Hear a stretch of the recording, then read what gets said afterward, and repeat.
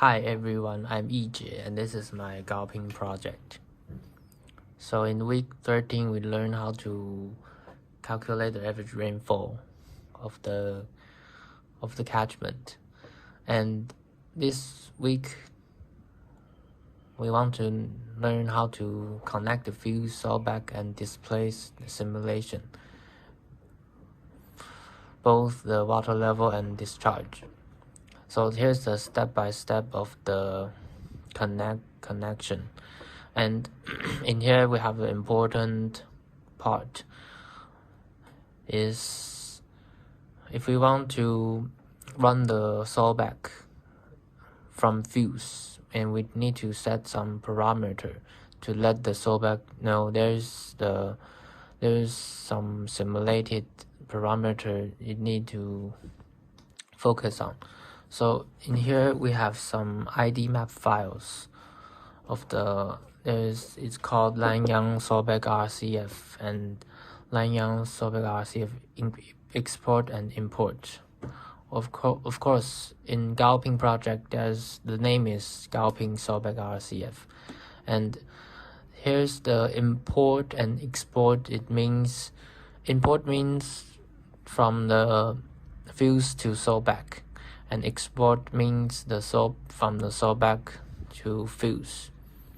So if we look at the export file, there's an internal parameter P catchment. That means when the SOBEK has done the simulation, it need to return to the FEWS, and the FEWS will display it into the special display. So the parameter, it means to communication between the two systems. And the import, there's the H and Q. H means the water level and Q means the discharge. So when the FEWS to the SOBEK, there's two things needs to simulate it. The one is water level and the other one is discharge.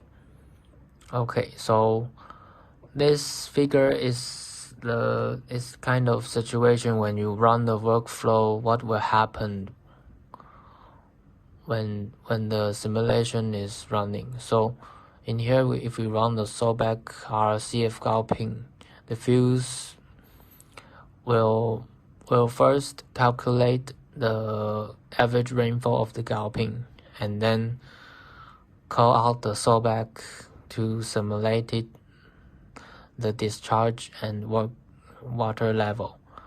And then once the simulation is done, they will output to the FEWS and the FEWS will display the discharge and the water level on the map, so we can see the information in the FEWS.